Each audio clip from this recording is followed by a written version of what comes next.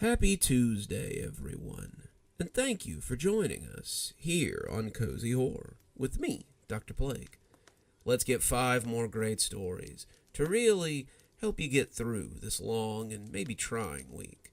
I know some of my weeks are sometimes more than a little trying. Today's topic of discussion is strange medicine, and I think I've got some pretty good stories for you today. Let's start out with not really medicine, but a support group. They'll just have a support group for anything these days, and this one is very specific. So, I'd like to ask, may I have your attention, please? When I stepped into the little room, I thought I had come to the wrong place. I have AOADD, Adult Onset Attention Deficit Disorder. If that sounds made up, it's because it's pretty rare from what I understand. Most people get ADD when they're kids, but very few of them are diagnosed once they're my age. In fact, it's something like 1% of people from what I understand. When I was a kid, I was never prone to any of the hyperactivity or attention problems that my peers had. I never needed medication or structure to help me pay attention while I was in class. I did really well in school and did really well in my working life, right up until I was about 34. Then suddenly, I had the hardest time paying attention. I couldn't focus on much of anything, not even for the short term. I would find my mind wandering while I was at work, and eventually, I got fired. I couldn't concentrate long enough on my work to get anything done. I tried to find another job, but anything I managed to get ended the same way. I couldn't even pay attention long enough to flip hamburgers, and my resume was soon in shambles. At home, I struggled to relate to my family. Television shows, sporting events, the day-to-day things no longer held my attention. I was aware of this, aware that I was losing my wife and kids, but I couldn't pay attention to that either. It was like being trapped just behind your eyes and having to watch as you lose everything. After my wife left and took the kids, I decided it might be time to go see a doctor. This was a little different than just the general malaise that I sometimes found with life, and I needed help. My doctor told me about the Adult Onset Attention Deficit Disorder and prescribed medication and some supplements. He helped me fill out the paperwork and get on disability. The disability paid for my housing. My wife had taken our house in the divorce, and the disability made them go easy on me when it came to child support. I wasn't just a lazy slob, I had a medical condition, and I was trying to overcome it. None of the medication worked, the supplements either, and nothing they suggested seemed to help with my attention problems. After a while, my doctor recommended a support group, and I told him I'd give it a try. When I came to my first session, I wasn't sure that I had made the right call. The meeting room was covered with pictures of a man, hand drawings, and police sketches, all of them with the caption, "Have you seen this man?" I wondered who he was, the whole thing feeling a bit tinfoil hattish, but I had to admit that the man looked a little familiar. I was still staring at him when the organizer called me out, looking up when the man asked if I had AOADD. When I told him I did, he nodded and told me I was in the right place. So I took a seat with the other 5 or 6 people there and decided to give it a try. "So, why don't you tell us about your trigger moment?" "My what?" I asked, not sure what he was talking about. "Your trigger moment. Everyone in the group has one. It's the moment you realize that you had a problem with attention. It'll sound a little weird, but it may surprise you to learn that a lot of our trigger moments are very similar." I thought about it, like really racking my brain, but I couldn't come up with much of anything. My doctor had never said anything about a trigger moment, and this was something new. My attention issues had just kind of happened, and I couldn't think of anything that had caused it. The man leading the meetings, a middle-aged guy with salt and pepper hair, nodded and said that was normal. "Charlie," he said, looking at a bearded guy who was dressed like somebody's dad at an amusement park, "why don't you talk about your trigger moment? Maybe it'll help him figure it out." Charlie nodded, interlocking his fingers as he put them across his lap. "I was walking down Main Street when a man suddenly called out to me from a nearby park bench. He asked if I would mind giving him my attention. just like that, and I nodded, saying I would. I figured he just wanted money. Most of the guys that call out to you from park benches want money. But after I agreed to give him my attention, he nodded and just got up and walked away. I thought it was weird, wondered what the hell that had been about, but as I walked, I realized I couldn't focus on the fantasy football team I had been planning. I'd been thinking about the game coming up. I was really big into fantasy football back then, and the team I had put together was doing really well. I had been going over my roster for next week. My team was about to go into the semifinals, and it was weird to realize that the roster would no longer hold my attention. I just kind of wandered around, not really thinking about anything in particular. That's how it started. After that, I couldn't really pay attention to anything. I lost my job, I lost my girlfriend, and now I just kind of float around most of the time. That trigger moment, the moment in time when I met the man, seems to be the only thing I can really concentrate on anymore.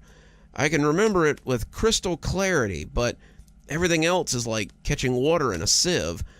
I can think about something for a moment or two, maybe even for as long as a half an hour, but eventually, it's gone.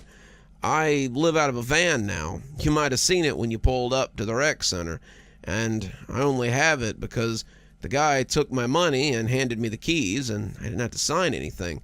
It's not registered. The cops have ticketed me a dozen times or more, and it's only a matter of time before they take that too, I guess. The group nodded at him like this was the most normal thing they had ever heard, and when they all looked at me expectantly, as if I had my own story to tell, I just shook my head. There was something, though, a tickling in the back of my mind, but nothing yet. "Melissa, why don't you go next?" He never asked a question, never asked people if they wanted to share, and all of his statements were just that. He wasn't asking them if they wanted to put their story out there. He was telling them that it was time to share information. I was working as a waitress at a lunch counter. It was the middle of the day. The lunch rush was in full swing, and I barely even looked at the guy when he came and sat down at the counter. I walked over and asked if I could get him something. He said all he wanted was my attention, just a little attention. When I said he had it, he just got up and walked away. I thought it was weird. The guy had wanted my attention and then he left, but that was how it started. I'm not quite as bad as some of the people in the group. I can still hold on to my attention for about 40% of the time. Sometimes, however, I'll just lose all ability to pay attention to anything. My doctor recommended this group, thinking it might stop it from getting worse, but I think it's as bad as it'll ever get. After all, the man only asked for a little of my attention, not all of it. I stopped her after that, asking if she was serious. She said she was, and I looked at the group organizer with a raised eyebrow. Are you trying to tell me that these two had their attention stolen by, what, some kind of demon or something? The organizer shook his head emphatically. No, not a demon. I don't believe in heaven or hell, but I do believe in this man and what he's doing. I don't know what he is, some highly persuasive psychic, some kind of creature from outside our reality, or just some Orwellian thought criminal who's figured out how to perpetrate the worst crime imaginable. But he is the string that holds everyone together, and he seems to like this area the best. I got up, meaning to leave, but the organizer stopped me with a few words. You met him too, didn't you? I had my hand on the door, but his statement had made me think again about where I had seen the man on the poster. I saw you recognizing him when you came in. Everyone does, but they don't always remember right away. He's sneaky, a very easy-to-miss man. He's so unassuming that you never think twice about giving him your attention. It's just a turn of phrase, after all. May I have your attention, please? But he means it literally. They never realize what they're giving up when they agree to give him their attention, but he knows full well what he's taking. I was still at the door, my hand around the knob. Even though I didn't believe what he was saying, I couldn't deny one thing. I did recognize the man in the picture. I just couldn't remember where.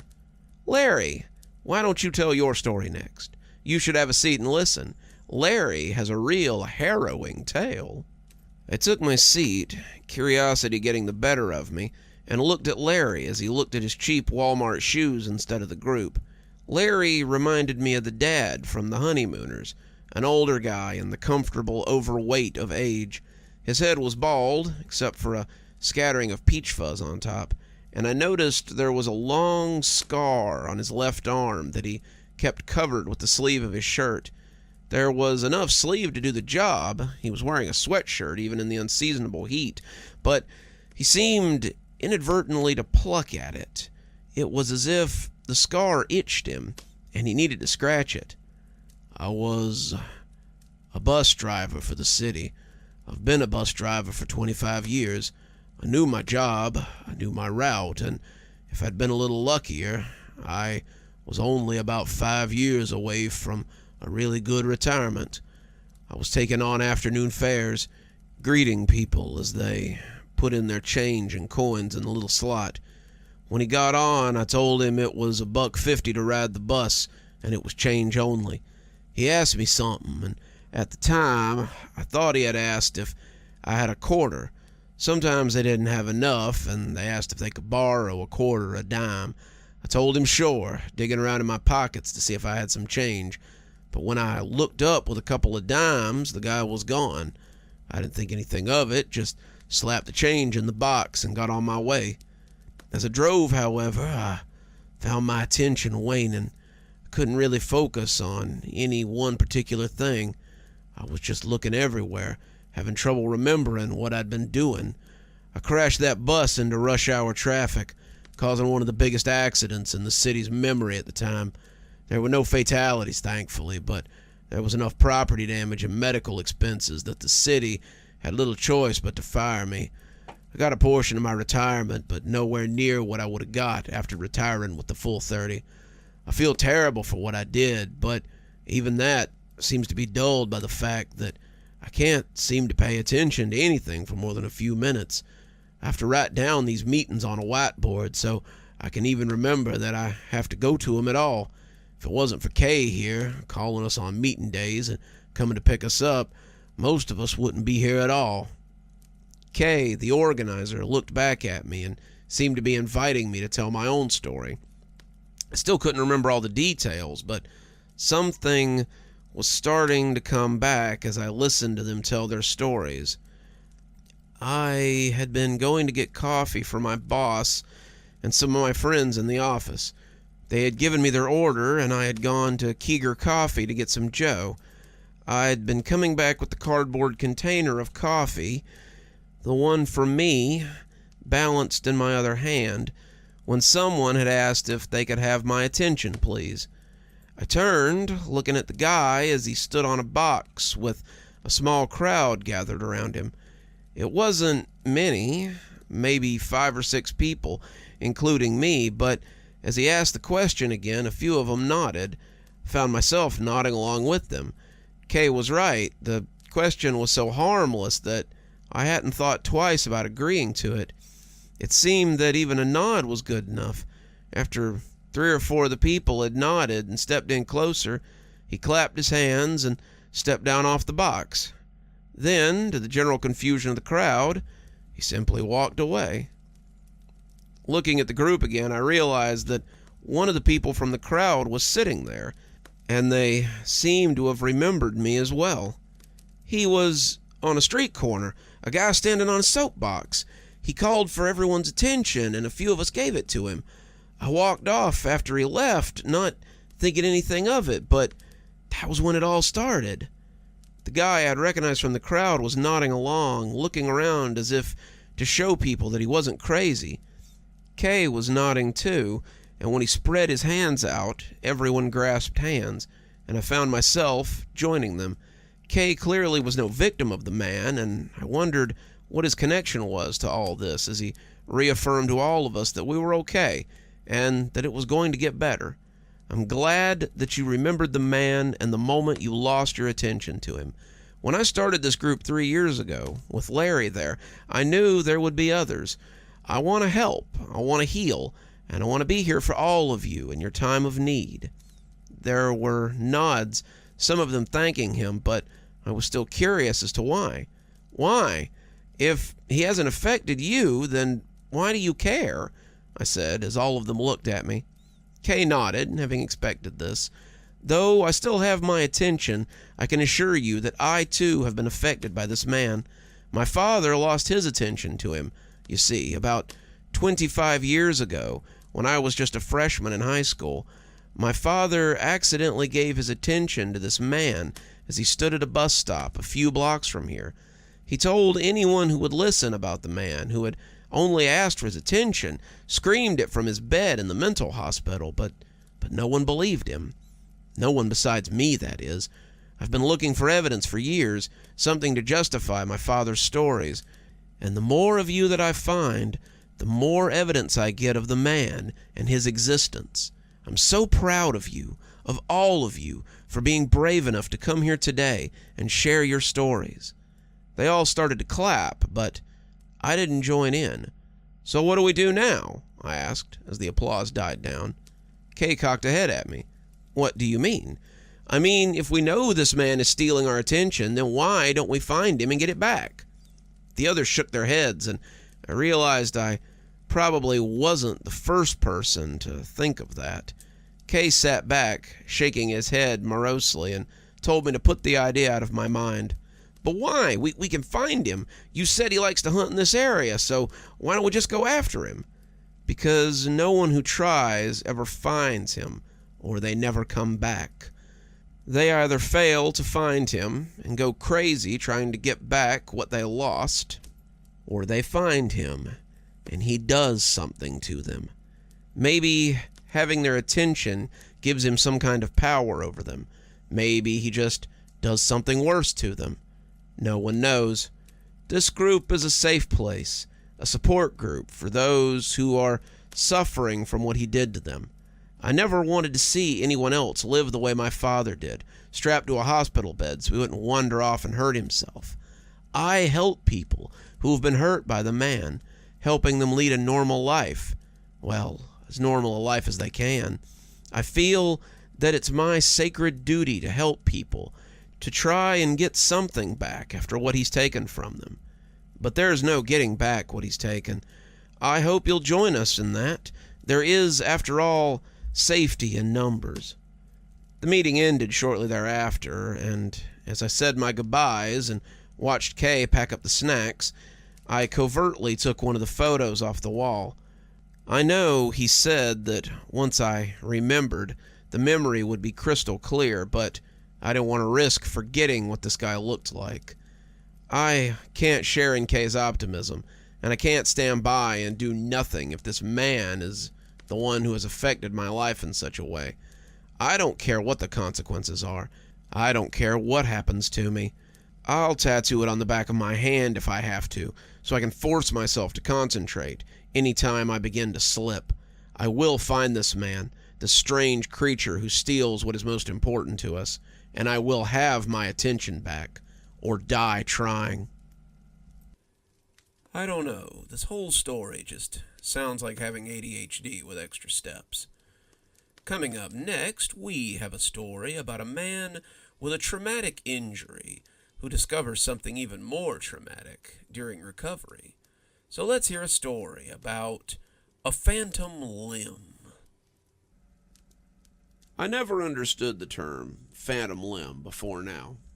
I'm no soldier. I didn't lose my arm in a battle or saving someone or doing anything heroic or useful.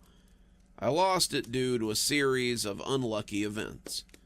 I was hiking in the woods with some friends, doing some very light rock climbing, and when I slipped, I sliced my arm before the rope caught me.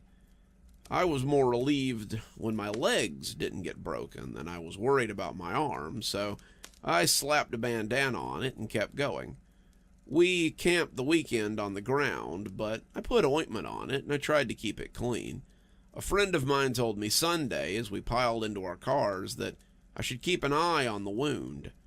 Those red marks look bad, and there's no telling what you could have picked up out here. I told him I'd be careful, and when I got home, I took some Tylenol and put a Band-Aid on it. I was feeling pretty tired, which was understandable since I'd been hiking all weekend. I told myself I'd go to bed and turn the air up a little bit because I was feeling hot. I figured I'd be back to business as usual the next day. Instead, I woke up in the middle of the night with a pounding headache and a high fever. I took more Tylenol, but I just couldn't get back to sleep. I was sweating and headachy, and finally I got up and went to watch TV. I called out of work when 6 o'clock came around, and I only felt worse. I could tell something was wrong, but I thought maybe I'd just picked up a bug or something. It wasn't until I went to wipe the sweat off my forehead that I saw the angry red lines running up my arm. They were worse than they'd been the day before, and I got shakily to my feet and stumbled into the bathroom. I ran myself a bath and scrubbed at the arm, but the cut was looking worse than ever. It was angry and infected, the red lines running towards my shoulder, and after drying off, I decided it might be best to head to the ER. I wasn't sure what was wrong. I'm certainly no doctor, but I knew that wasn't normal. I sat in the ER for about 4 hours, only to find out that the cut on my arm was infected. "We want to keep you for a few days and run some tests," the doctor said. "We're concerned about the fever and the apparent onset of symptoms." 2 days later, I got more bad news. My time in the hospital had been far from beneficial. Whatever I had picked up in the woods had been supplemented by a nasty case of MRSA.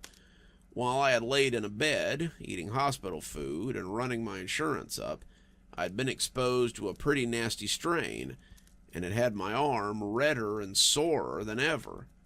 By Friday, they were saying it wasn't affected by the antibiotics.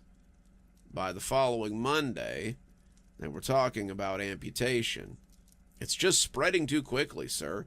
If we don't remove it, you could be looking at a nasty blood infection pretty soon.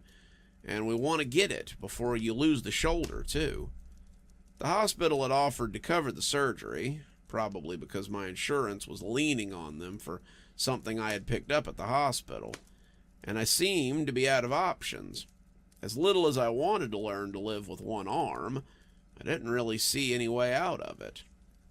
I agreed, and by Wednesday, I woke up short an arm. They had pushed it ahead, afraid my condition would get worse, and as I looked down at the place where my healthy arm had been a week ago, I wasn't really sure how I felt about it. They had me on all kinds of things, and at first I thought that was why I was having the dreams. I woke up Thursday night with the strangest feeling in my missing arm that I'd ever felt. It was like I could feel something. Every finger flex, every follicle of hair, the cold feeling of tile under my fingers, and even the pressure of my missing elbow. It was so weird, like when your leg falls asleep, but I don't know. I don't really have a way to describe it. It was like the arm was there, but it wasn't. That in of itself would have been weird enough, but as I lay there in the darkened hospital room, I could hear something coming up the hall. It was a scampering sound, like a rat or a small dog. It wasn't a clicking like claws, but a thumping like something with little feet coming up the hallway. Thump, thump, thump, thump, thump. I just lay there, eyes on the open doorway, as my breathing sped up. What was that sound? Had to be a nurse cart or some kind of equipment, but I couldn't think of what could be making that noise.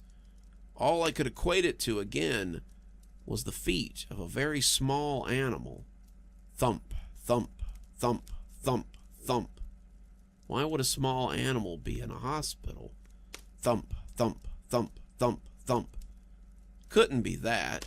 One of the nurses would have seen it and put it out. I looked at the clock and saw that it was past midnight.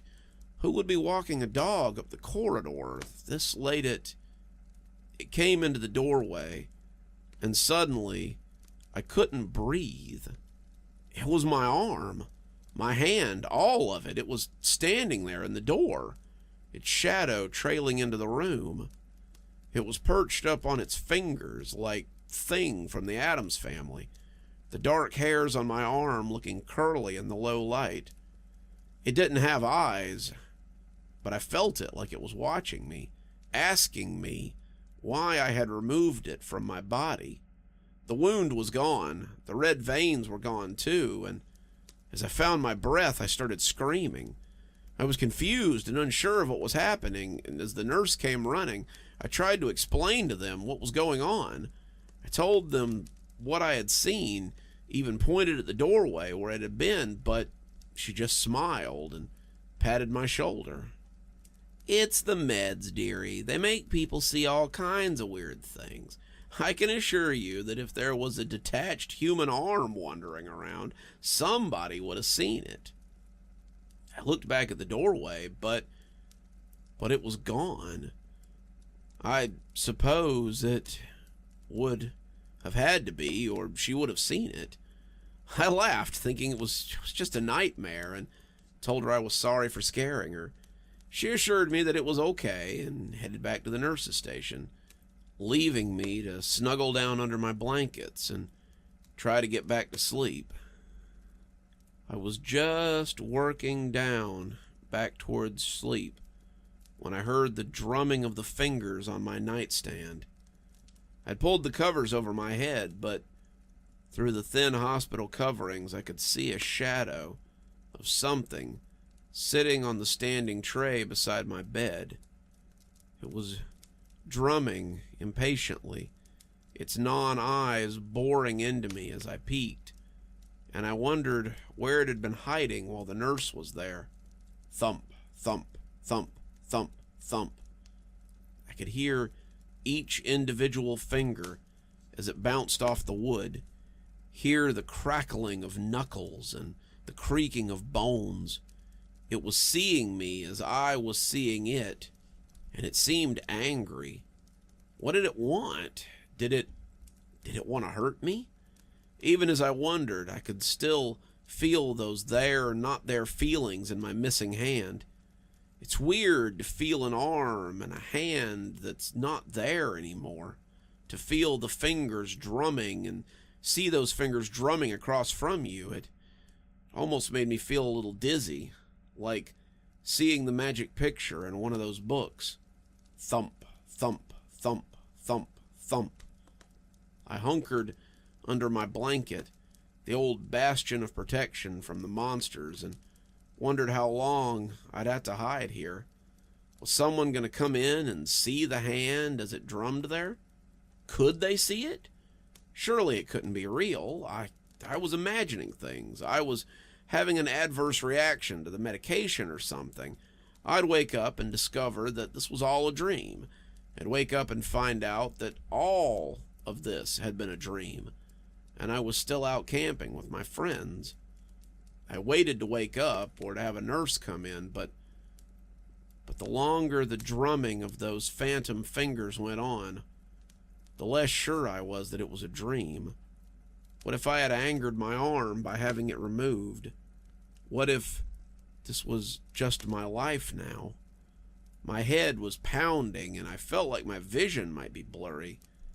I wasn't well. This couldn't be real, but the longer I lay there trying to convince myself of that, the louder the drumming became. Thump, thump, thump, thump, thump. I was getting frustrated. My teeth were grinding together as the drumming of those fingers grated at me.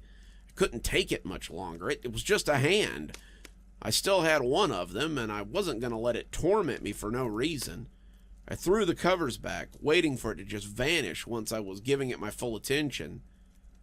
But it remained substantial. It was a slightly tanned arm, covered in coarse black hair, glaring at me with its lack of eyes. "What?" I growled. "What do you want? Why are you here?" Our staring contest was cut short, however, as the lights came up suddenly, and I heard someone coming in through the front door. "Good morning. How are you feeling this morning?" I turned to see my doctor coming in, and I realized it was no longer gloomy in the hallway. The sun was coming up now, a pink line against the window, and when I glanced back at the nightstand, the hand was gone. "Are you okay?" she asked, putting a hand to my forehead. "You do feel warm. Are you feeling dizzy at all?" She looked into my eyes, but before I could answer, there was a sound like fingertips on glass. Thump, thump, thump, thump, thump. I looked up, and there it was. It was behind the glass, standing on the edge of the windowsill, with nothing below it but pavement. The wind was rustling those arm hairs, but it was the lack of eyes that kept boring holes into me, that drove me to the edge. The doctor jumped when I started screaming, pointing at the window as she called people in to restrain me. I was flailing, pointing at the window and trying to articulate what I was seeing, but they didn't care. The orderlies had my remaining hand in restraints pretty quickly, and they were administering something into my IV to help with my fever. "You're too hot," the doctor was saying, trying to calm me down. You've got a fever. We've got to get your fever down before it does you harm. Just relax. Nothing's going to hurt you. You're in a safe place."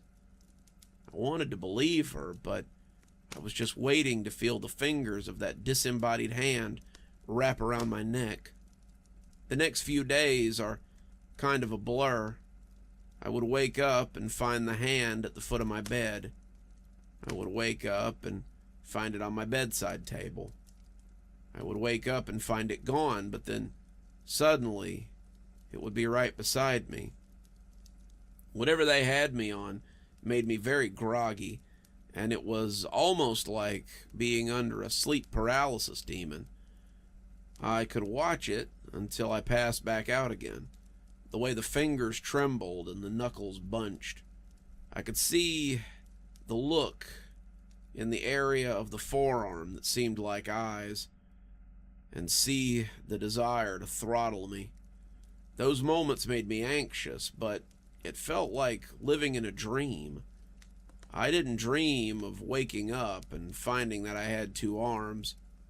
I dreamed of waking up and discovering that I wasn't being haunted by the arm that I'd left behind, one-armed or not. Then I woke up and found I wasn't alone.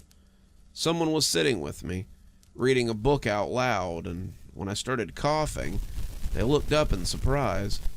I reached for the water pitcher, but as my stump came out, I remembered that I was down a hand.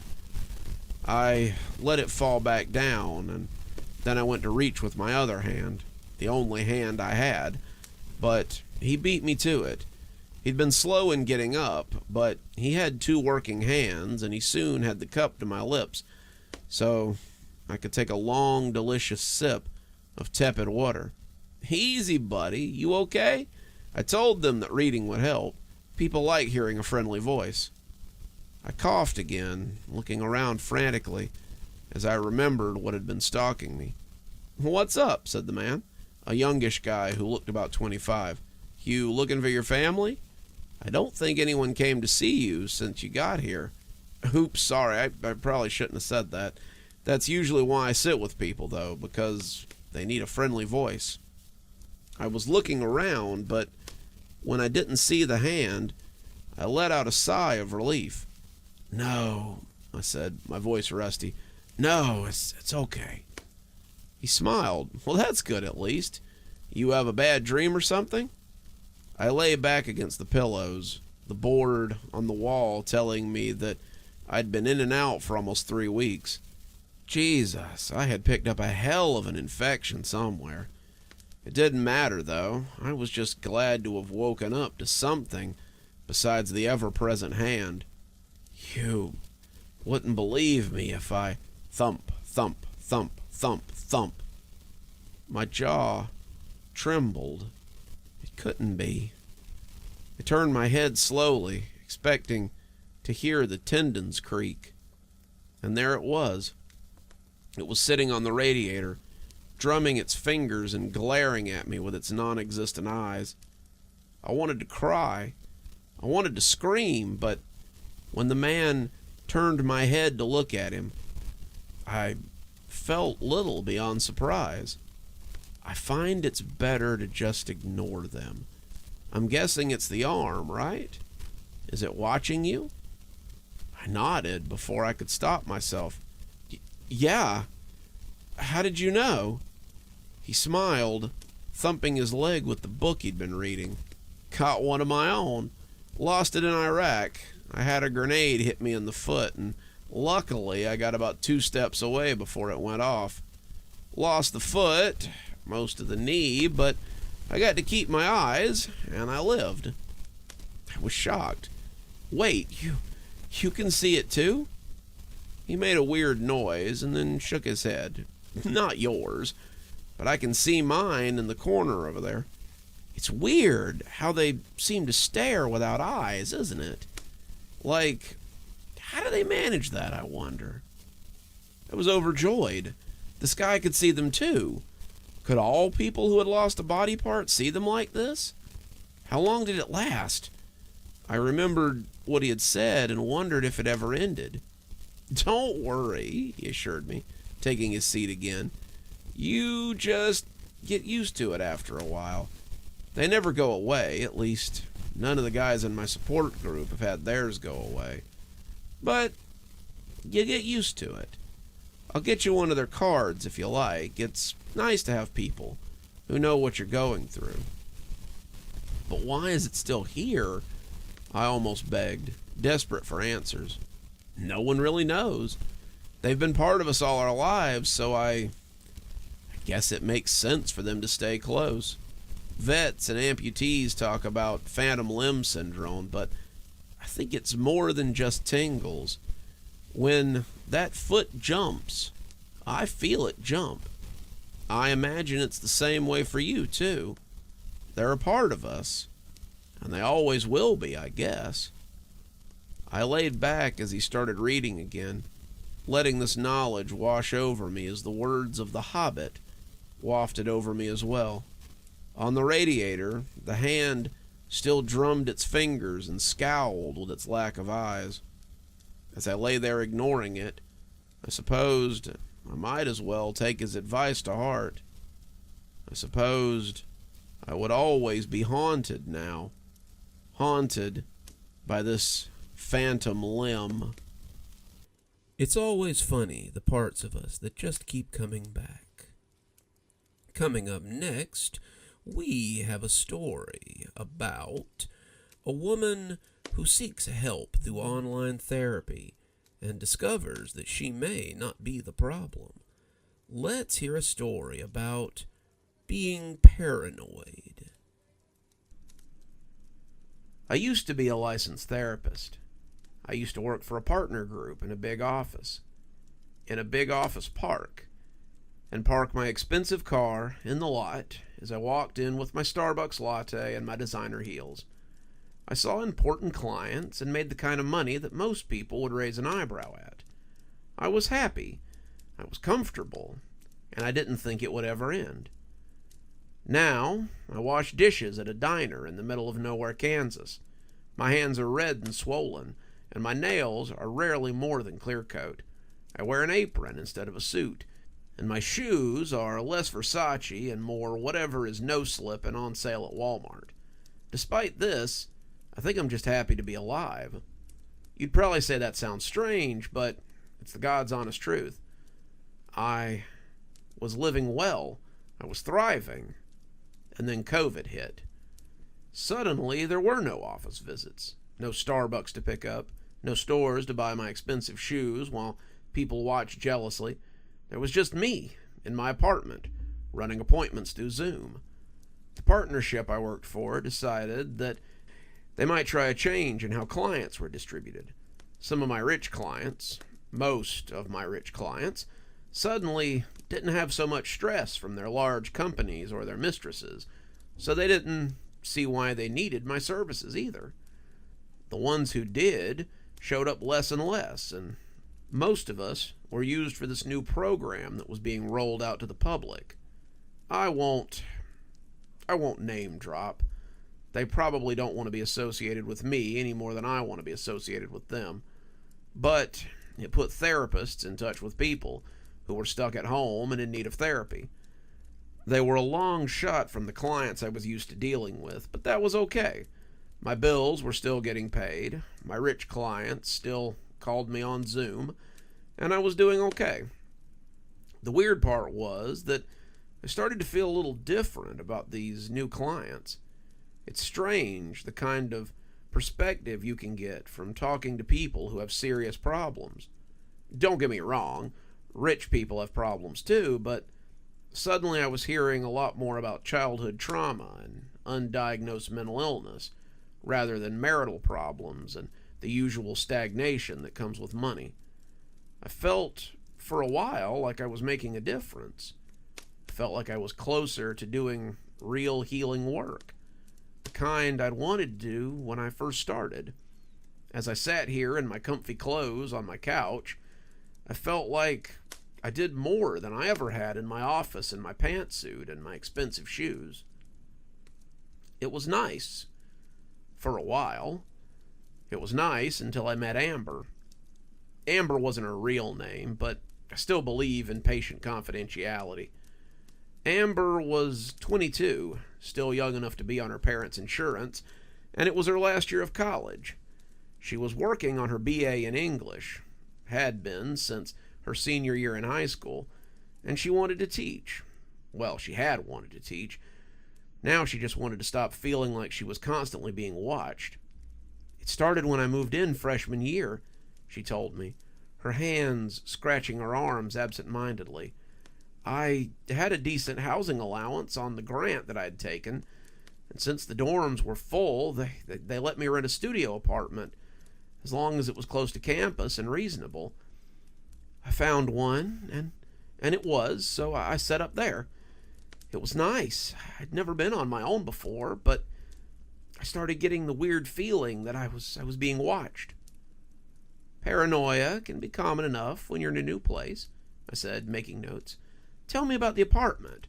What floor is it on? Is it just the one room? She nodded slowly, the hand still scratching. I could see fingernail marks on the skin as it went up and down. That was something we'd have to address eventually. I'm on the 6th floor, and yeah, it was just the one room, other than the bathroom. She shuddered. The bathroom is the worst. I always feel like someone is watching me when I'm in there.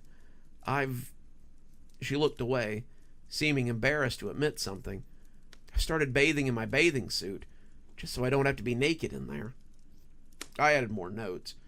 So it's unlikely that anyone is looking in on you from the windows, I stated, but her laugh cut me off. No, impossible, she said, turning the laptop to show me a series of dark and heavy drapes. I got these thick curtains, and at this point, the sun can barely get in. More notes. I see. Amber, why do you believe someone is trying to spy on you? Is this something that's happened before? Amber shook her head, and I winced as I saw a small trickle of blood run down her arm. You're bleeding, Amber. She looked down, surprised, and wiped it away with an old paper towel. Sorry. The scratching is something that started last year. It's a nervous tick. I can't seem to stop doing it. We talked more, Amber telling me how she felt watched constantly and how she was sure that someone was in her apartment sometimes. It was never anything concrete. Things that looked moved or chairs that seemed out of place, but it was worse now because Amber never left the house. None of us did, of course, but all her classes were online, and the part-time freelance work she did as a copy editor was remote too. She would come back from a shower or wake up in the morning and swear that something was different. I know it sounds crazy, she said, hand still scratching, but I know that things have been moved. Amber became one of my regulars pretty quickly. She went from having a session a week to nearly every other day. Her parents' insurance paid for it. It was good insurance, and I was happy to help her with her problems. I guess we sort of became friends. We talked so often that eventually she called me Carol, and I called her Amber, and we talked sometimes when she wasn't paying me. I was lonely, I suppose, with no parties to go to, no dates to bring home, and no colleagues to chat with. I was feeling the strain. I have sat up till dawn talking to Amber, watching her scratch her arms until they were raw, and just helping her get through what was a bad time for all of us. Part of the problem was that Amber refused to take the meds I prescribed for her. It wasn't that she didn't trust them. She admitted to being on antidepressants since she was in high school, but she wouldn't take them now. She was worried that someone was coming and going from her apartment, and if they found her all doped up, they might do something to her. She couldn't talk about it. Some things she wouldn't even talk to her therapist about, but I suspected there might be a history of physical abuse in her past. Not her parents. She spoke glowingly of them, but maybe a teacher or a caregiver. She had asked them to come and get her. She told me one night, after she'd called around 1 a.m., and they told her that she was just nervous and that she needed to finish this up. They said the lockdown won't last forever, and then things will go back to normal. But I don't know, Carol. This feels like a zombie movie sometimes, where things just never change. I'm scared. I'm scared almost all the time. I'm afraid that if someone does get me, that no one will even know I'm gone. I tried to assure her. I tried to get her to take her medicine, but nothing seemed to help. Amber was suffering from some pretty serious paranoia, and it was all I could do to keep her from doing something hasty. She told me that her building super was threatening to raise her rent after she'd asked him to change the locks for the 7th or 8th time that year. She was worried about getting kicked out, but also thought that getting kicked out might be the best thing to happen to her. It would give her some space from the epicenter of her anxiety. But then she would lose not only her deposit, but she'd violate her lease. A lease violation on her record would make it hard to get housing off campus anywhere in the city. And she needed to finish out her last year so she could graduate. She was getting hopeless, saying some pretty troubling things, and I was worried that she would do something drastic sooner rather than later. Then came the last week of August, a week that changed everything.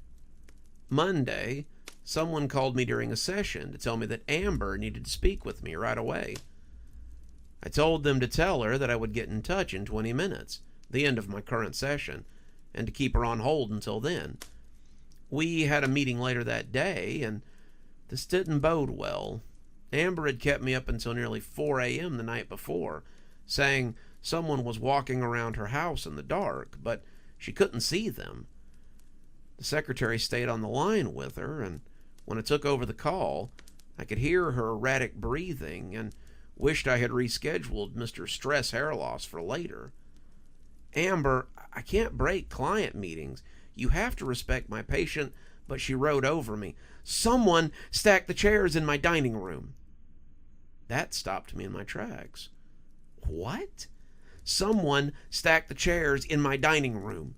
It looks like a poltergeist went to work in my kitchen alcove. I took a breath. That was a little different. Okay, Amber, you need to call the police.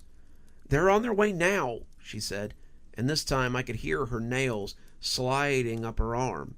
Stop scratching, Amber. You're going to open your wounds again, I sighed, trying for gentleness, but just missing. I've got on sleeves, so there's no problem there, she said. But I wondered.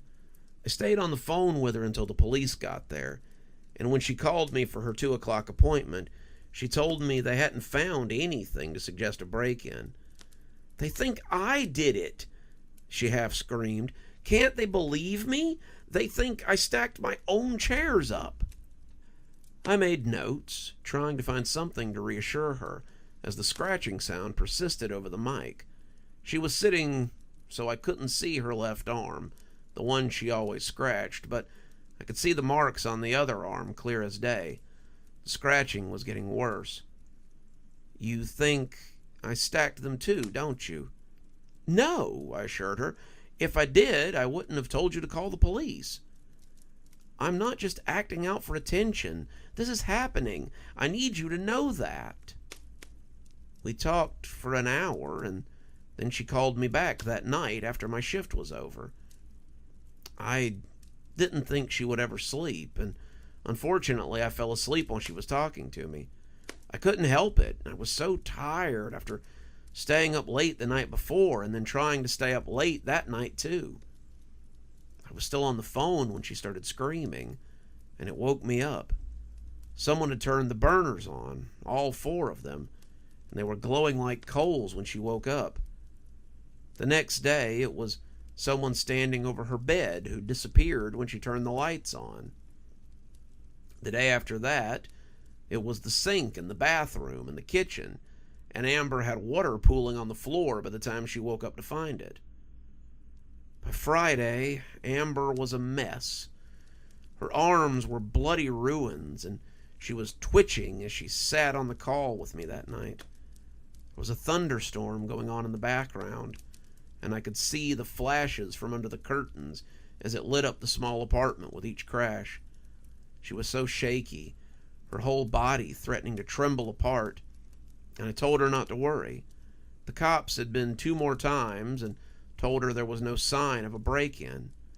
There was nothing to show that anyone but Amber had been in the apartment, and she was getting very close to a full-blown meltdown. I asked her to contact a local program where she could check in, but she refused. I threatened to call them, but Amber said if I did, then she would never speak to me again. I asked her if she would take meds if I called in an emergency prescription, but she refused. I was about to ask if her parents would come get her if she called them when I saw something in the frame. Amber was sitting at the table, the camera pointing to the area beside the TV, and the apartment was pitch black. One of the windows was open, but with the rain, there was little to no light coming in. As the thunder lit the apartment, though, ever so slightly, I saw something in the corner of the apartment. At first, I thought it was a jacket on a chair, but it was much too high. Then I thought it might be a picture in the corner. Probably not. It was person-shaped, maybe, but it was so still that I couldn't be sure it wasn't my imagination playing tricks. Amber was crying, saying she felt like it might be easier to just walk away from everything. When the lightning flashed again, and I saw it again. It was something in the dark corner, human-shaped, and it was utterly still. "Are you even listening?" she screamed at me, and I jumped as I realized I hadn't said anything. "Yes, Amber," I said, my eyes still on the corner. "I'm just not sure how to help you. You won't flash." The corner was empty now. Good, I thought. I just imagined it. "You won't let me help you. You've shot down everything I've offered, and I don't know how to make it any better." "Just listen to me. Hear me," she said, leaning in close. "I need help. I need someone to help me. I need..." Flash. I saw it again. It was leaning against the thick curtains now, its face the milky white of a geisha. It was looking straight at Amber. As the light passed, it was lost in darkness, but I still couldn't be sure of what I was seeing. The quality of these cameras were terrible, and it was hard to tell what it was and wasn't. Maybe it was just a stray collection of pixels in the end. "Amber," I asked, keeping my voice calm, "is someone there with you?"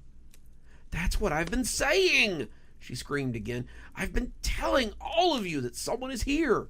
Why won't any of you believe me?" Flash. I nearly screamed myself. The white face was right behind her, looking over her shoulder. It was a mask. At least, I hoped it was. and it hung less than a foot from her head. My breath itched. I couldn't catch it for a moment. I was speechless. As the seconds stretched on, Amber must have seen something on my face. "Carol, what's wrong? What's behind you?" I croaked. The flash was gone now, so it was just Amber sitting in the dark apartment. But when she turned, it flashed again, and there was nothing. She looked around behind her, staring into the dark apartment. When she sat back down, she looked absolutely livid. "Now you're making fun of me, huh?" "No, Amber, I swear to God, I saw something. It's been moving when the lightning flashes. It's stalking you. I just saw it over your... I'm so tired of people making fun of me. First you want to drug me up, and now you suddenly believe me." Yes, Amber, I believe you. Please, for the love of God, get out of the apartment now. Turn on all the lights, leave, and get somewhere safe. I don't know where it is, but Flash. I stopped talking. It was right behind, this whatever it was. It was like the monster we all imagine when we see a jacket or a blanket left on a chair. Its body was just shadows and moonlight. But its face was the worst. It looked like a plain white mask that was ready for Halloween decorating. And as I watched the stationary mouth pulled up at the corners, it knew I could see it. It knew I knew it was there. And as it fell over Amber like a net in a bad jungle feature, I screamed and called to her. It drug her into the darkness, kicking and screaming, and as her legs vanished into its body, I heard her screams abruptly end. I sat in silence, waiting for the flash, as my hand reached for the phone like a palsied crab. When the face sprang up before the camera, filling the screen, I nearly fell out of my chair. Its voice was creaky, like a drowned man, but I still heard what it said. It spoke my name, my address, and the address of the office that I hadn't been to in nearly a year. It said one more thing, and that was the worst. "See you soon."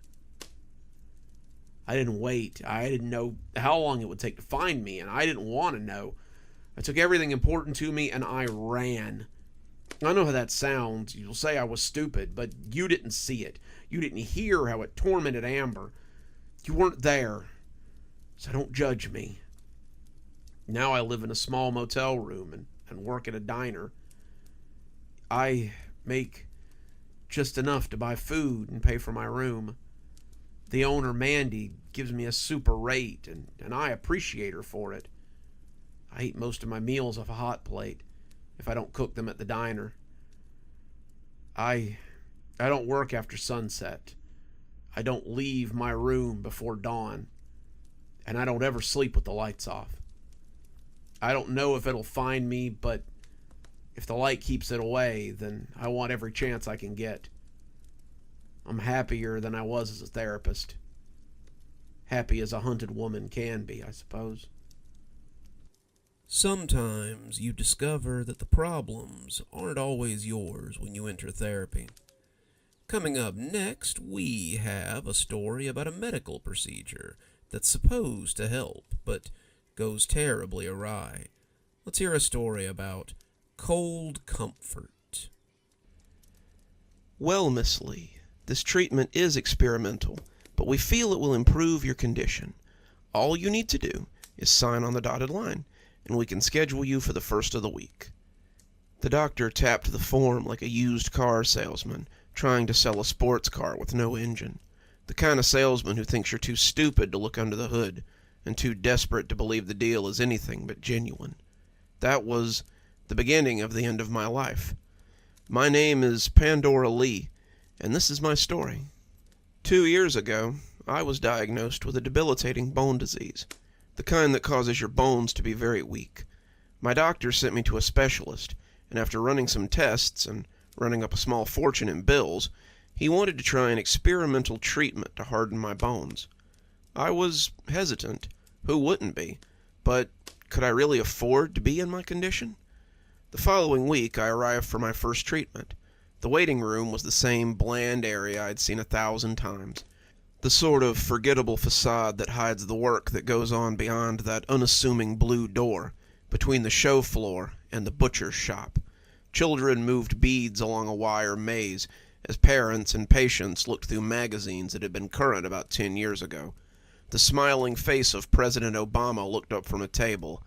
He and Martha Stewart sharing space with Better Homes and Gardens and Highlights magazine. The magazines were only slightly more interesting than the paperwork on the clipboard I was muddling through, but I tried my best to ignore them. "Miss Lee, we're ready for you," a young blonde-haired woman in scrubs called to me, smiling brightly as she led me through the oddly dark blue door and into a hallway of the same color. Despite the buzzing overhead lights, the paint scheme made the whole place look shadowy, and I shuddered as she led me to a little room farther down. She showed me to a small, sterile room, with only a gurney and an IV stand to break up the emptiness.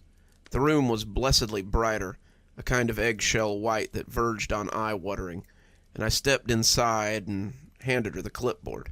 "Please take a seat and get comfortable, Miss Lee. The doctor will be here very shortly." As I lay there waiting, the clean white paper crinkling under me, I had a gut feeling that this was a bad idea. I chalked it up to nerves, though. It was just another exam, just another series of tests, just another meeting that would end predictably. I should have listened to my gut. As the doctor walked in, he smiled his best Crest Kid smile, and I imagined I could see spit stains on his teeth.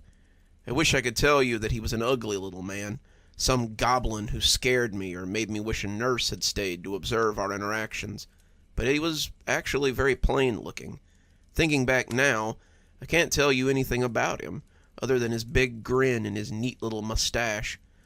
It might have been easier if he were a monster, but I guess life is rarely easy. "Well, Miss Lee, as you know, this is still experimental. It's in the early trial phases. You'd honestly be one of our first human trials for the treatment, but we feel you are the perfect candidate." I stared at him blankly, unsure whether he expected me to be flattered or break out into applause. He looked uncomfortable, clearly not getting the response he was expecting. Calling the pretty blonde nurse from earlier, he asked her to strap me down and told me to relax. The straps were scratchy, the clasps sitting cold against my arm, and I found it hard not to squirm as she slid the IV in. The doctor reached into the hall and wheeled out a large metal canister. It looked like a fire extinguisher, the old kind with a hand crank, except for the face mask on the end, which is undoubtedly going over my face. He must have noticed my apprehension, because the too big grin made a return appearance. "Don't worry, Miss Lee. It's all very safe." He placed the mask over my face, the smell of cleaner mixing with something sickly sweet and acidic. "Breathe deep," he prompted, and I took my first breath, his voice sounding as if it were coming to me from the lip of a deep hole. "You'll wake up in no time." Then it all went black, my last memory being the stuff I breathed in tasting like the smell of cleaner my mother had always used when I was young. Then I didn't think about anything for a while. I was floating for a while, my body as light as a feather, and I could have gladly floated in that void forever. When I dropped back into my body, however, it was worse than any falling dream I'd ever had. I opened my eyes and looked around frantically, my body still splayed across the gurney as the canister pumped whatever was in the tank into my lungs. I felt a surge of pain rip through my whole body, and I jerked fitfully against the restraints. The scream ripped up my lungs, the gas clouding my mouth as I choked on my anguish. The nurse ran in, trying to calm me to no avail. "Calm down, Miss Lee. We don't want you to damage your bones while the treatment is doing its job. The pain is only temporary. The doctor will be in to give you something for it and explain everything." Her words did nothing for the pain that drilled into my bones, and after what seemed like hours, the doctor finally came in. He had a needle in his hand. The tip slid easily into the IV, and he filled the saline bag with something. It was cold, the liquid flowing in like ice, but the relief was immediate. I lay back gasping, the sudden lack of pain almost as jarring as the pain had been. and the big smile hovered over me like a specter. "The first treatment is always the most painful, but it seems to be a success so far.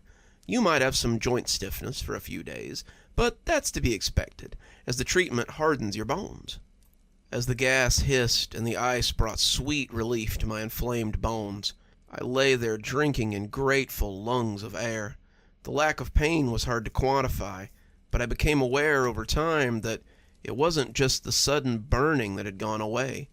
The everyday pain I had gotten used to, the inflamed joints and the deep ache of weakened bones, was also gone.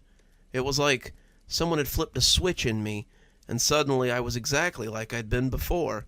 This may seem like a small thing, but when you've lived with the pain, made it a day-to-day part of your life, its absence is like a physical loss. It was like a kid who's had his tooth pulled, his tongue prodding at the vacancy where something solid had been before. When he spoke, I had to shake myself back to reality to ask him to repeat himself. "We will see you in 2 weeks for your next treatment. The nurse will give you a prescription when you leave.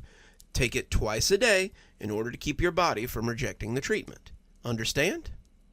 I nodded, still a little dazed, and agreed to take the pills. I made another appointment with the similarly pretty brunette and took the nondescript little bag she handed me. She smiled, saying they would see me in 2 weeks, and I headed home. As I drove home, I expected the pain to rear its head again with every press of a pedal or turn of the wheel. The pain had become like a swarm of gnats, ever present and buzzing. You never got used to it, but you became accustomed to it. It's never comfortable, but you look forward to the times when it isn't there. Now, it was just gone. I was driving with nary a pain or a wince, something I hadn't done in years. I should have been happy, but I kept waiting for it to disappear. Maybe that made me a pessimist, but I don't care. When you live like this long enough, you constantly wait for the other shoe to drop. I walked into my house, my bones still feeling like nothing so much as normal bones, and took the pills out of the bag. Reading over the label for side effects or warnings, I found nothing but the instructions on the outside. No name, no ingredients, no warnings, just 8 words in bold font. Take 1 pill, with food, twice a day. I opened the bottle and let a few of the pills roll onto my palm. They were white and blue gel capsules, the contents looking like nothing so much as the sugar on top of the snow caps my husband ate at the movies. As they sat in my hand, I noticed that they were oddly cold to the touch, and the feeling reminded me of the way the liquid had felt as it entered my IV. When they didn't immediately appear dangerous or try to bite me, I let them tumble back into the bottle and closed the lid. I set a reminder on my phone for 7 a.m. and started fixing dinner. When I went to bed that night, I had already forgotten about them, but as I pulled the blankets up around myself, I felt a sudden chill arrow through me. It should have raised a sort of red flag, but I was still riding the high of moving about my home without any of the pain from earlier that day. A few hours later, though, I was awoken by an icy chill going through my body, followed by an intense ache in my joints. As I tried to get up, I felt every bone in my body tighten. It was almost impossible to walk, but after a few minutes, it eased up, and I was able to make it to the bathroom. I figured this was just a side effect of the stiffness the doctor was talking about. And after a warm bath, some of the pain had abated. With some of my mobility returned, I shuffled back to bed, hoping to sleep off the pain until it was time for my first dose of medication. The next day, the pain of the night before was a fleeting memory, and I took my first pill and started getting ready for my day. It usually took me several hours to get my legs to cooperate enough to make breakfast, but today I moved about my kitchen the way I hadn't in years. My joints felt fluid, my bones were as forgettable as they should be, and when I woke my husband up for work at 10, he looked at me a little shocked to find breakfast already on the table, and the kitchen dishes cleaned and put away. "Wow, those treatments really did the trick," he said, taking my hands in his big calloused ones, intent on kissing them. He dropped them in surprise as a shudder ran through him. "Geez, babe, your hands are so cold." There was worry on his face, but I waved his worries away and told him it was nothing. "It's just a side effect of the treatment. I'm fine, sweetie." Deep down, though, I was worried. I should have called the doctor's office right then and there and told them about the side effects. After the weirdness that had happened the night before, I should have been more concerned. But it all comes back to one thing. Despite the stiffness, despite the cold hands, despite the next 2 weeks where sometimes I woke up in the middle of the night and hobbled into a warm bath, the intense pain in my bones was all but a distant memory. I would have given anything to be done with the pain like that, and it turned out the cost was more than I could have known. 2 weeks later, I arrived at my next appointment. I was curious to see if it hurt the same way it had the time before, but my reasons for going were twofold. I had taken the last of my pills that morning, and I knew that I would need more if I wanted to maintain this lack of joint pain. So I smiled at the nurse, let them strap me down again, let them slide the needle into my arm, and breathed in the gas like the good doctor told me to. The treatment was performed the same as the first, but I gritted my teeth through the pain as I waited for him to inject my IV with that sweet icy liquid as the gas did its work. As the straps slid off, I nodded through the closing instructions and shuffled up to the desk to make my appointment and get my pills. I moved as if in a dream, my body feeling strangely heavy as I climbed into my car and drove home. I jerked awake in my driveway, unsure how I had arrived home. I had never fallen asleep at the wheel, much less sleep drove home, and the thought made me shiver. I grabbed my prescription and headed inside, wanting to get as far from the vehicle as possible at that moment. I thought about starting dinner as I trudged in, but decided to take a nap instead. It was early still, only mid-afternoon, but I was suddenly exhausted. I could barely keep my eyes open, and as I slid into bed, wearing the same clothes I'd left the house in, I thought I was settling in for nothing but a couple hours of rest. 10 hours later, I shuddered awake into total darkness as an arctic chill shot through my nerve endings. It was worse than it had ever been, worse than any time before it, and as I tried to climb out of bed, my legs froze up and sent me spilling to the floor. I lay there, unable to bend my legs or arms, only able to pull them towards me like palsied claws. I was overjoyed when I heard my husband's soft snores from the bed beside me. He would help me. He would get me to the hospital. He could get me into a warm bath, and I opened my mouth to scream his name. My lips trembled as I prepared to cry out for him, but no sound escaped my chilly maw. I gasped weakly, his name lost amongst the short barks of sound, while he slept peacefully a few feet away. I lay there with tears of fear dripping down my face, certain that he would wake up the next morning to find me dead. I almost expected to see them freeze against my cheeks, but they did little more than pool beneath my head and wet the side of my face. I spent that night drifting in and out of my new painful existence. It felt like I lay there for weeks, listening to the content snores of my spouse as my body was racked with freezing chills. I thought I would die again and again, and as the sun began to rise, I almost wished for it. The colder I became, the less the shivers seemed to blow through me. I still felt them, but my body had stopped responding. I was powerless to move, incapable of doing much besides watching the sunrise and the day begin. I must have fallen asleep at some point, because when my husband yelled my name, my eyes were startled open. What the hell is this? But he seemed to lose his words as he stood over me. I mouthed at him, asking him to help me, but he looked unsure. I don't know how. I wanted to ask him what he meant, but instead he turned to my vanity and fetched a small hand mirror. I looked back at myself, not sure it was me for a moment. I was looking at a perfect china doll as she lay curled up on the floor. Her skin was a perfect alabaster, broken only by the slight spider cracks that ran through it. As I watched, another chill coursed through me, and I saw the cracks lengthen as my fragile form tried to shiver. I wanted to cry, but I had no tears left. Instead, I told him to put the phone next to me and put it on text-to-speech. I wanted him to understand, wanted to explain how this had happened, while I could still explain anything. He did as I asked, saying he would go get help, but I don't think he'll be back in time. It took a surprisingly short time to lay it all out, but I can feel the change beginning to affect my face now. My blinks are becoming slower and slower, and my throat's beginning to tighten as it stiffens like my skin. My lips have started to flake as I speak, the cracks in my arms likely running through the lips my husband loved to kiss. I'll be nothing but a beautiful statue soon, a curiosity piece for people to speculate over. But with the time I have left, I want people to understand how I came to this point.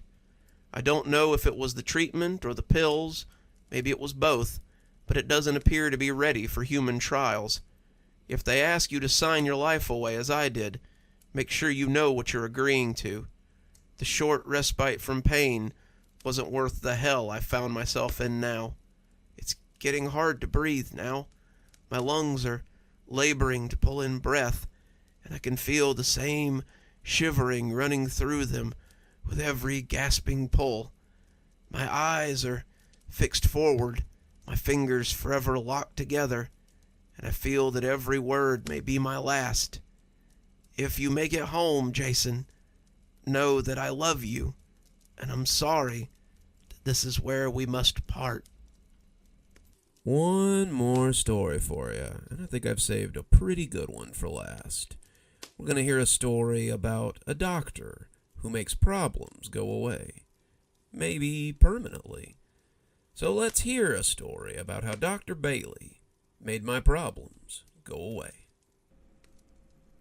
About 6 months ago, I was struggling with a lot of problems. My coworkers weren't exactly treating me the way I felt they should be. My girlfriend wasn't really there for me, and I suspected she was cheating. I was gone most of the day, and then she would go out at night, right before I needed to go to bed, saying she just wanted to see some friends. She'd come home right as dawn was breaking, and then sleep sometimes until I got home from work. Not to mention, despite having a pretty good job, we were perpetually broke. My dad was always on my case about promoting. My friends were always on my case about me being 30 and still living like a 20-year-old. And I just didn't feel very supported. Except for one friend. My friend L. L knew what I was going through because he'd been going through it for years himself. He'd been hip deep in depression last year, but he said he knew just who could get me through it. He pulled a business card out of his pocket and slid it across the table to me, his smile a little too inviting as he begged me to flip it over. I expected to find the number of an escort agency or even a suicide prevention hotline, but it was a business card for a therapist. Dr. Bailey of the Bailey Therapy Group. He's the best, Elle said. He just makes all your problems go away. I thought about it for a while and finally decided, what harm could it do? The business card said the first 30 minutes were free, so if I wasn't satisfied, then all I'd lost was half an hour. I called to make sure it was real. Elle did sometimes like to play games, and when the receptionist said that they had an opening on Thursday, I decided to give it a try. His office was modest, the kind of place that probably used to be a dry cleaner, and I came in to find him adjusting couch cushions as he smiled and told me to have a seat. Dr. Bailey was an odd guy. I don't mean like he was eccentric or anything, but most therapists you see in movies wear button-down shirts and slacks. They have ponytails and thick glasses. They wear sensible shoes, and they tell you most of your problems are connected with your parents. Dr. Bailey looks like he might have been a student of Weird Al Yankovic. He wore a colorful shirt in an eye-watering style, a pair of ripped blue jeans, and shoes that looked like they might have started out life in a clown car. He had a thick set of mutton chops, a white guy afro, and reading glasses that he constantly kept on the bridge of his nose. The guy couldn't have hidden in a Jackson Pollock painting, but something about his smile put me at ease as he asked me what he could help me with. I don't know, I told him honestly. I guess there's a lot of depression at play. Maybe I feel a little worthless, and people think what I need is to come and talk to someone like you. Dr. Bailey told me to sit down And that was a fine place to start. Why don't you start by telling me what brings you to this feeling of worthlessness? What really fuels the idea that you have no worth? I guess it all starts with my job, Doc, I said, taking a seat on the couch and getting comfortable. That's a good place. What do you do for work? I work in an IT department at a big logistics company. My coworkers think that I'm just some computer pusher, some guy that plugs in computers and unplugs the internet. I don't think any of them realize what I actually do for the company. One of them in particular has really started busting my balls about server speeds and download times. Does this coworker have a name? I paused, feeling a little weird about just divulging someone's name to someone I just met, but Dr. Bailey was a therapist, and that was part of the job, right? Rich, I answered. Richard Emanuel, the king of the third floor, because he handles all the top clients. His uncle founded the company, and it seems to be mostly run on nepotism these days. Rich has about 5 guys under him that basically just clean up his messes all day. When it comes time for reviews, however, Rich is always the one to get the pats on the back. He's the one who takes credit for everybody else's work, including mine sometimes. I ended up talking about Rich for most of the first hour, and when I was done, Dr. Bailey asked if I felt any better. I found that I actually did. It made me feel a lot better to talk about it, and I thanked him and agreed to set up another session. Walking out of that office made me feel light, made me feel good, and I found myself looking forward to the next session in 2 weeks. That good feeling persisted into the next day.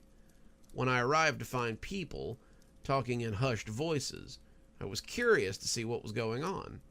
It seemed that Rich hadn't showed up this morning, which wasn't odd, but he had a big presentation that they had needed him to get out in front of. No one was quite sure where he was. They had called his house. They had gone to the country club where he sometimes played golf early in the morning. They had gone to any number of women's houses who he had claimed to be intimate with, but no one could find him. His uncle was getting a little worried, but tried to smooth it over by saying this wasn't uncommon for Rich. He'll turn up in a few days, Mr. Morgan said, but I could tell from looking at him that he probably didn't believe what he was saying. When I went to my next appointment with Dr. Bailey, Rich still hadn't turned up. I know some people at the office were worried about him, but I had honestly had the best 2 weeks of my life. Rich had been really writing me about download speeds on the server. God only knew why. And it was nice not to have him in my office every hour or so to ask if I had done something about it. Rich was another one who liked to bypass the firewall as well, so not having to clean up daily after him was kind of a plus. I suppose I was a little bit worried about him, but not enough to go out pounding the pavement looking for him. Dr. Bailey must have noticed because he mentioned that I looked happier. Well, it's the strangest thing. Do you remember the guy I told you about last week? The one who was bothering you at work? Rich.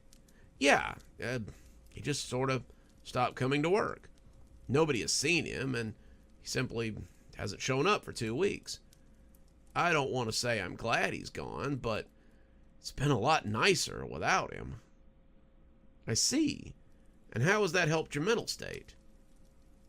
I lay there for a minute, thinking about how to answer. Being rid of Rich was nice, but it wasn't the only thing on my mind. Now that work was back on track, I had more time to focus on problems at home. My girlfriend, we'll call her Kay, had really been on it lately.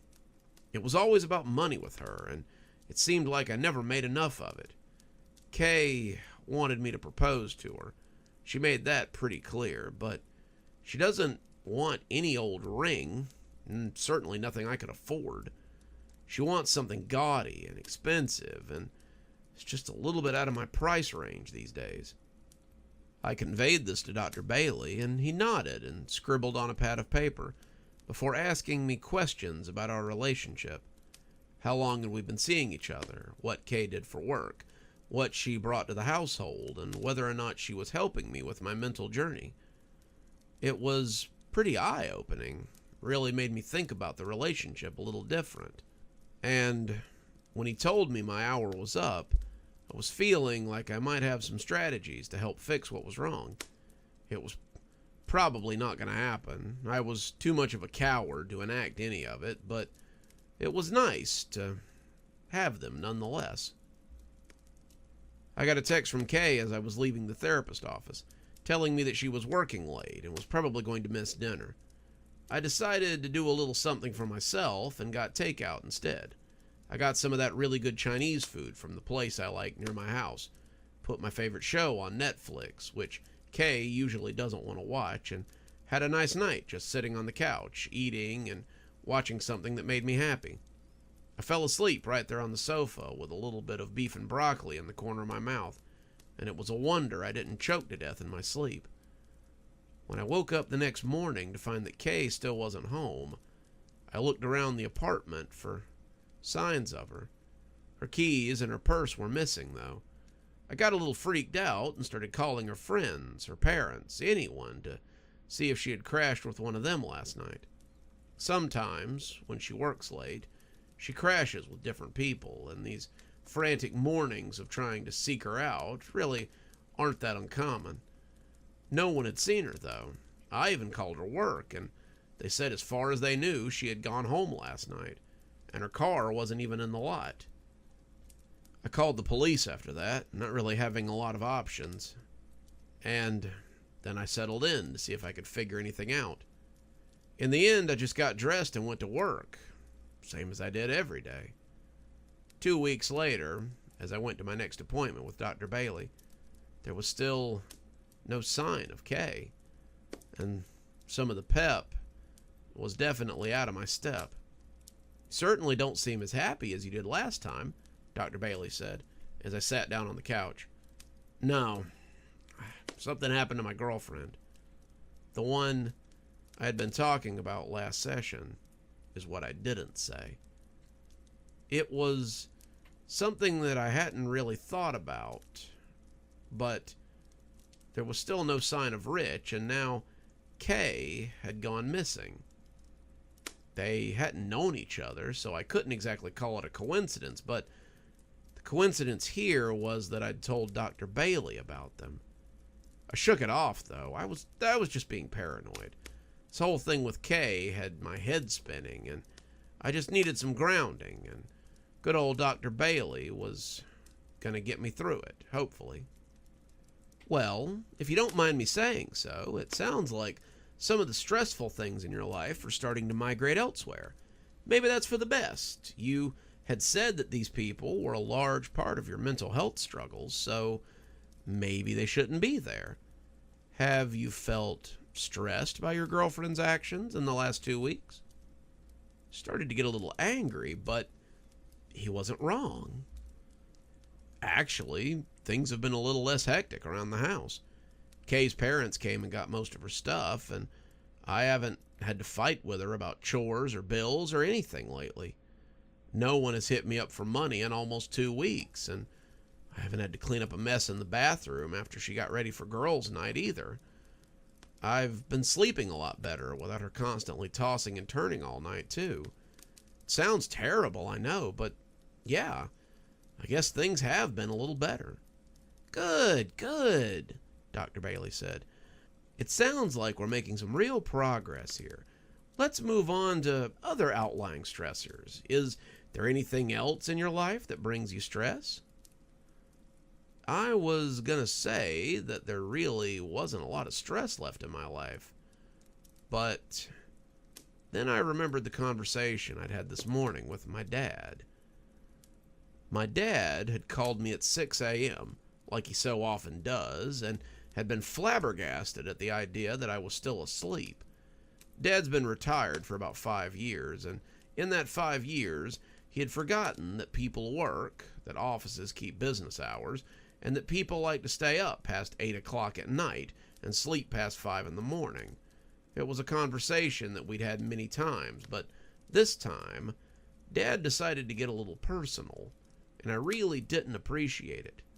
"No wonder your girlfriend left you. You sleep all day, and then you go to work and play with computers. Who wants a man like that?" The worst part was that I couldn't even deny it. I just said, and mumbled my way through my conversation with him until he got tired and hung up. I loved my dad, but he was certainly a big stressor in my life, and I told Dr. Bailey so. He thinks he knows everything. He doesn't speak to anyone. He just talks at them. He doesn't want a conversation. He just wants someone to tell him he's right. It's maddening. I don't know why he calls me every day just to yap at me, like some little dog that sits at the door and barks. Oh, but God forbid you don't pick up the phone, because then he's going to leave you a passive-aggressive voicemail telling you how he doesn't have many more years left and you should talk to him while you can. Maybe I would want to talk to him if he actually took an interest in anything I have an interest in. I know he doesn't like that I work in IT, but I'm paying my bills. I don't ask him for money like my brother does all the time. I think I'm doing pretty well, and I wish he could see that. Dr. Bailey said little beyond making agreeable noises and scratching things on a notepad. It honestly felt great to talk to somebody about my dad. It was something I'd tried not to think about for the longest time, and finally letting go and telling someone how I felt about it gave me a confidence boost like nothing I'd ever seen. I made a mental note to call my dad and tell him exactly how I felt. I thanked Dr. Bailey for his help and made an appointment for another session in 2 weeks.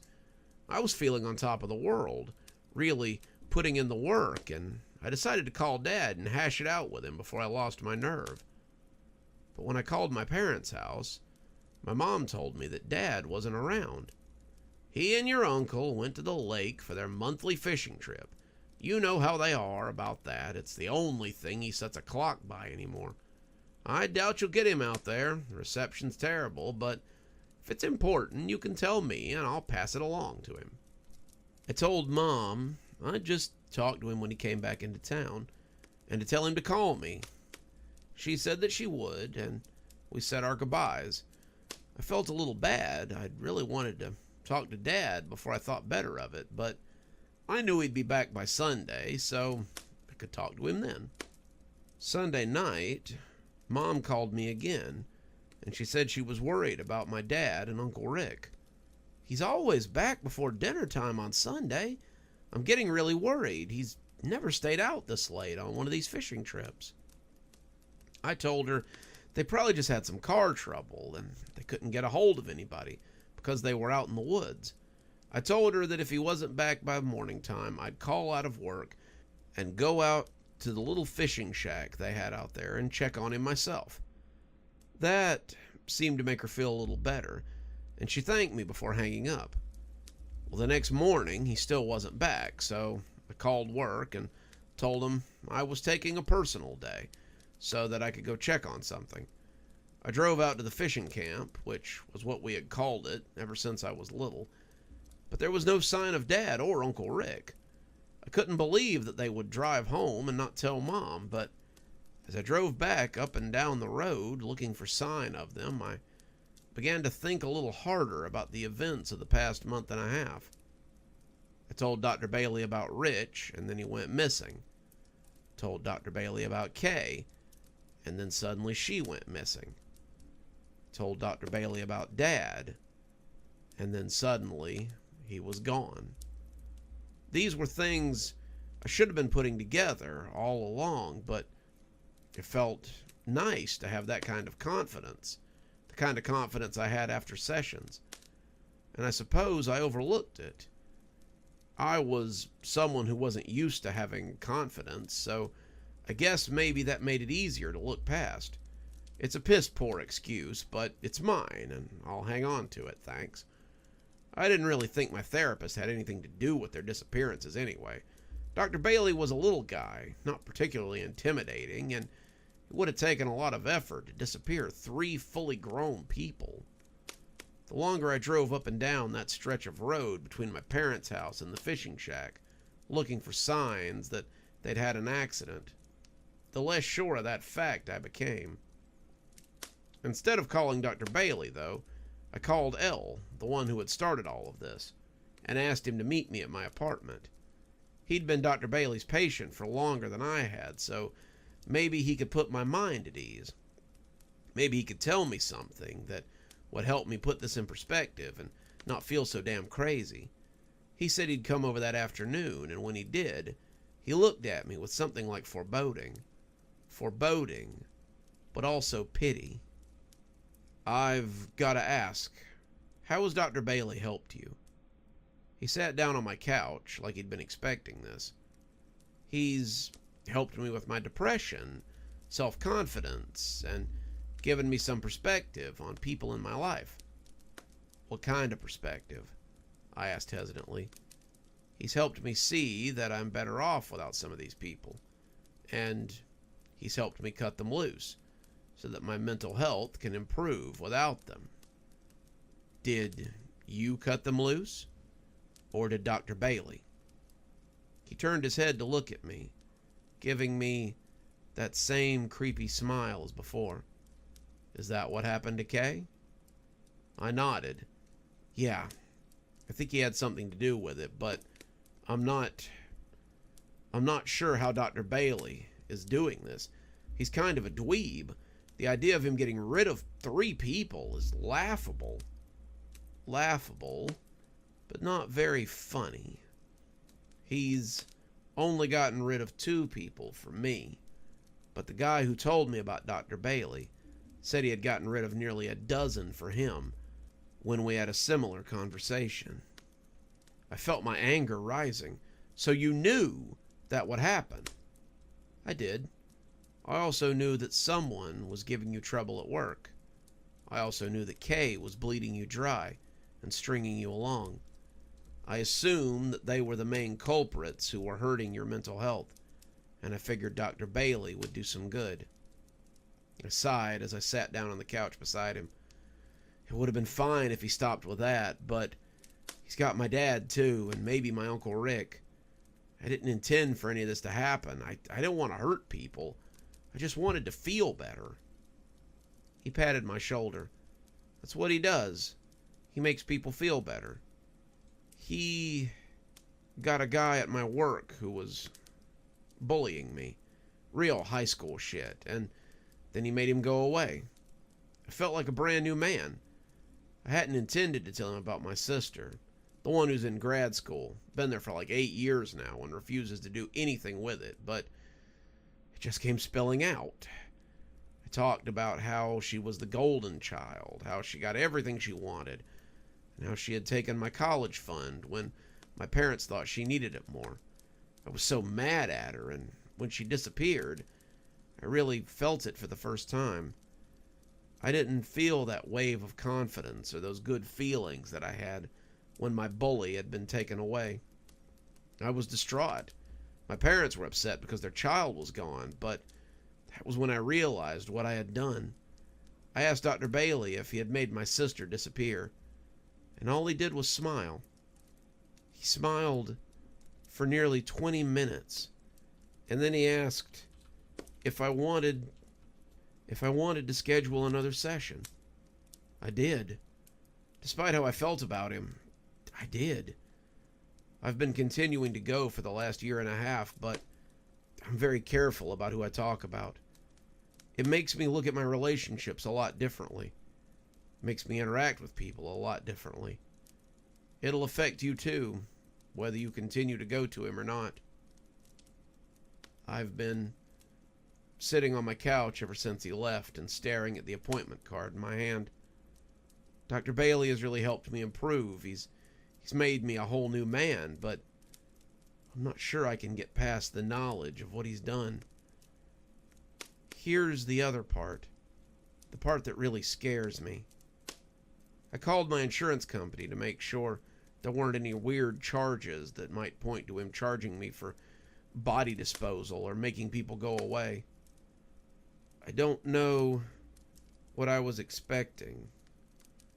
but my insurance seemed surprised that I was asking about therapy.